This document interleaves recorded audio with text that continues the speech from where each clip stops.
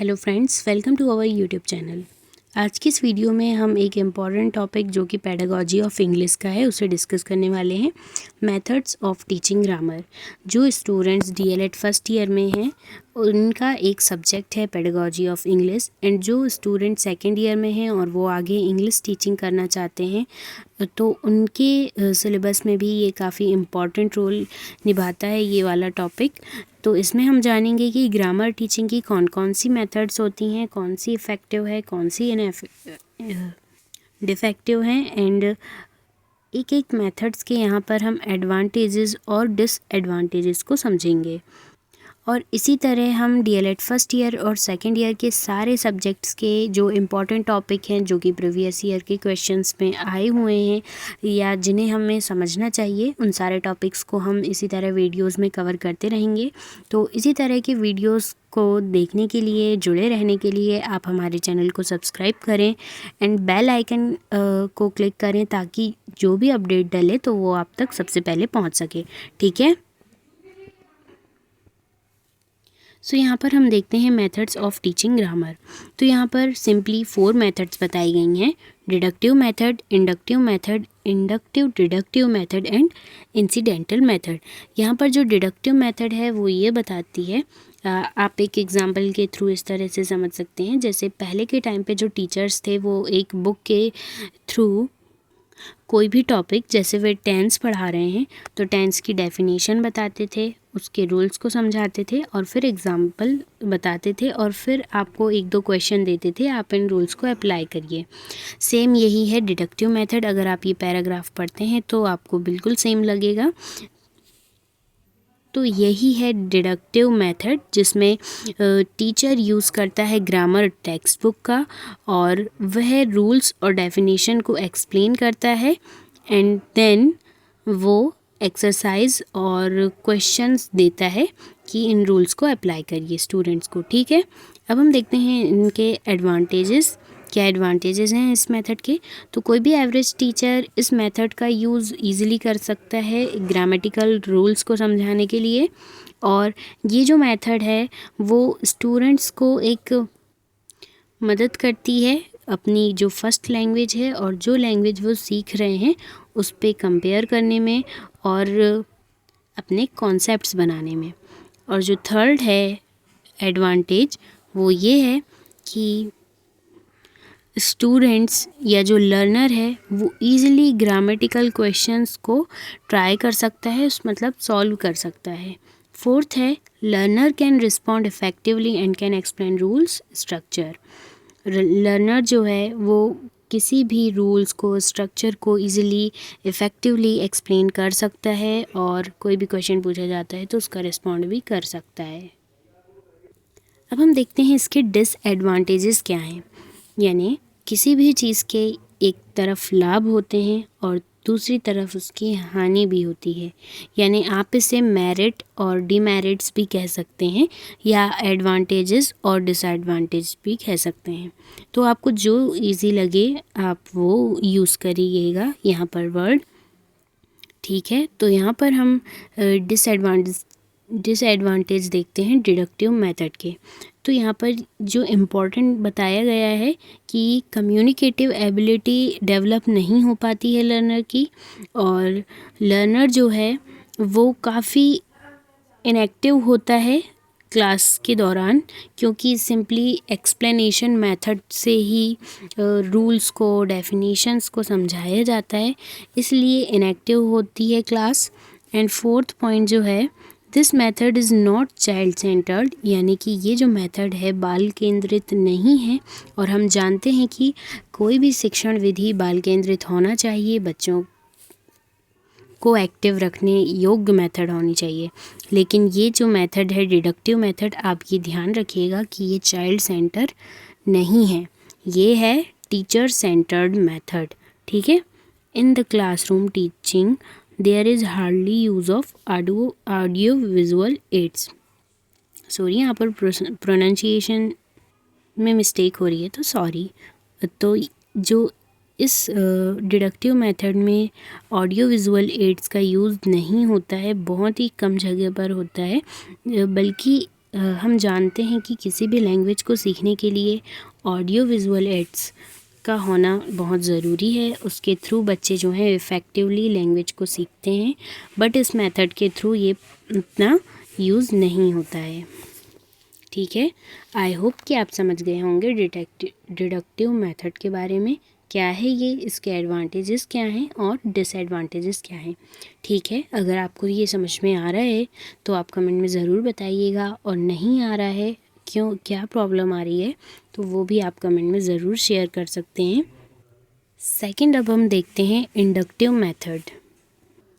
ये काफ़ी अच्छी मेथड है, ये स्टूडेंट्स को एक्टिव भी रखती है और एक प्रॉब्लम सॉल्विंग की तरह होती है। तो इसमें होता क्या है कि जो टीचर है वो सबसे पहले एग्ज़ाम्पल को प्रेजेंट करता है, एंड देन फिर एग्ज़ाम्पल के थ्रू वो धीरे धीरे थ्योरी की ओर बढ़ता है और एक कॉन्सेप्ट का फॉर्मेशन कर देता है स्टूडेंट्स के माइंड में, है ना। तो अब हम देखते हैं इसके एडवांटेजेस क्या हैं। बस इसी तरह आपको सिंपली चीज़ों को समझना है, चीज़ों के की कॉन्सेप्ट्स को समझना है। ठीक है, तो इसके जो एडवांटेजेस हैं वो ये हैं कि जो इंडक्टिव मेथड होती है वो एग्ज़ाम्पल टू जनरलाइजेशन पर बेस्ड होती है, यानी एग्ज़ाम्पल से चीज़ों तक, मतलब थ्योरी और कॉन्सेप्ट तक पहुंचना, यही है इस मेथड का एडवांटेज, और ये बहुत ही यूज़फुल होती है क्लासरूम टीचिंग के लिए। एंड सेकंड, हम देखते हैं this method help student to understand the difference between particular notion in grammar of L1 and L2। यानी L1 का मतलब होता है लैंग्वेज फर्स्ट एंड L2 का मतलब होता है लैंग्वेज 2 या फॉरेन लैंग्वेज जिसे हम सीख रहे हैं। तो ये दोनों लैंग्वेज में अंडरस्टैंडिंग को डेवलप करती है, और लर्नर्स किसी भी पर्टिकुलर पॉइंट का यूज़ करके उसे सीखते हैं। तो ये आप समझ पा रहे हैं कि क्यों इतनी इम्पॉर्टेंट है और बहुत ही यूज़फुल है, इफ़ेक्टिव है। अगर कोई ट्रेंड टीचर है तो वो इजीली इस मेथड का यूज़ करके स्टूडेंट्स को बहुत अच्छे से सिखा सकता है लैंग्वेज, ग्रामर। सो यहाँ से हमने इसके एडवांटेजेस देखे, अब हम देखते हैं इसके डिसएडवांटेजेस क्या हैं। तो this method is not useful in over crowd class like India.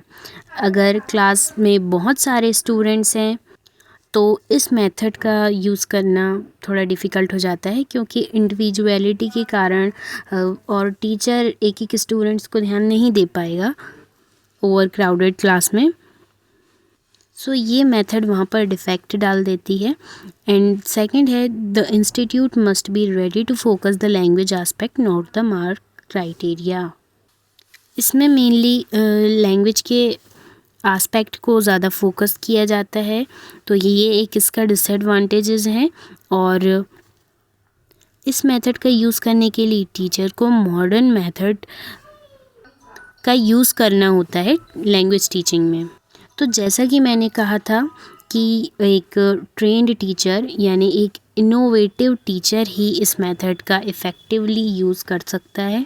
आप समझ पा रहे हैं कि एग्ज़ाम्पल के थ्रू कॉन्सेप्ट या किसी एक थ्योरी पर लेकर आना स्टूडेंट्स को थोड़ा मुश्किल होता है। अगर कोई टीचर अच्छे से ट्रेंड है, इनोवेटिव है, तो वो इस मेथड का यूज़ बहुत ही अच्छे वे पे कर पाएगा।